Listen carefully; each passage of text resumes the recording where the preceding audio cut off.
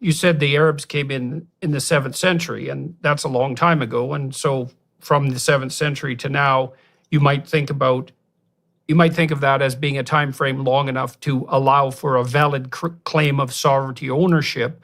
But the Jews' rejoinder is, well, we have a much older claim than that, one that spans 3,500 years. And the problem I have with that conceptually, and then I'll get to some other issues that are relevant to this, is that it's not exactly obvious what time frame of analysis should be primary. You have a very important and I don't really point. know how to solve that. I do, and I'll answer your question. It's a valid question. If the Arabs, having conquered the land in the 7th century and dispossessed the Jews over the next 2 centuries, the Jewish farmers kicked them out and so on, if they established a viable state, a viable national identity there and so on, you're right. These things happen in history. You're supplanted by another people, fine. But that's not what happened. The Arab conquerors themselves were replaced by other. First of all, they did nothing with the land. It's just barren. They actually built one town. Mm-hmm. It's called Ramleh. That's it. Hundreds and hundreds of Jewish biblical sites and hundreds and thousands of new sites that we built. The Arabs built one place, one town called Ramleh. That's it. So they did nothing with the land. Then they were replaced by other conquerors. Other conquerors came in. The Mamluks, the Ottomans, ultimately the British, a series of conquerors. In other words, they took over the land, lost the land, and did nothing with the land.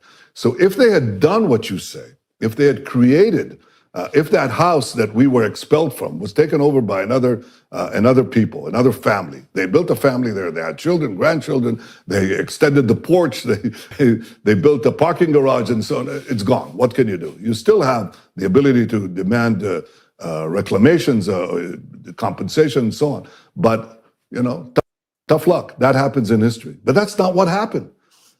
Once the Jews were conquered by the Arabs did nothing with it, lost the land to others. Now we come back and bring it back to life 13 centuries later and perform this miracle, and they fabricate a history where we were there all the time. It was a verdant homeland. It was built up. It was nothing of the kind. It was desert. It was nothing. Now, it's not merely Mark Twain and Arthur Penryn Stanley who say that. Hundreds and hundreds and hundreds of travelogues over the centuries of famous French poets, of Swiss travelers, of German theologians, everybody, of poets, writers, travelers, who describe exactly the same thing. There was nothing there. There was no Palestinian state. There were no Palestinians. They didn't even, the Arabs even didn't call themselves that. They were calling themselves parts of southern Syria, whatever. There was no national consciousness. There was nothing to form the consciousness about.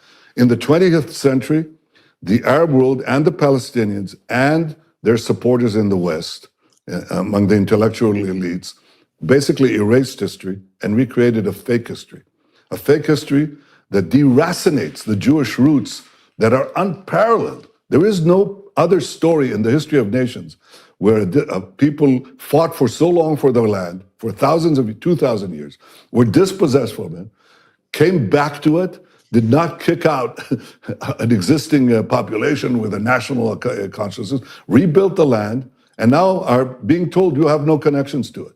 You were, you're the colonials. No, we're not. We're not just to give this.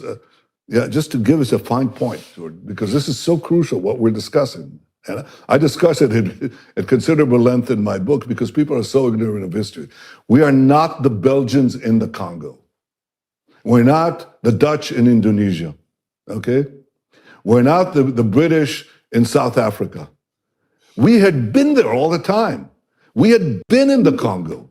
We had been, if you will, the equivalent in Indonesia. We were kicked out of the Congo, and nothing happened in the Congo. Nothing. No other people there, no development, nothing. Okay? Now we come back to our land, build it up, enable immigration of Arabs, who are now called Palestinians, from neighboring lands, and they tell us, oh, you don't belong here, you dispossessed us.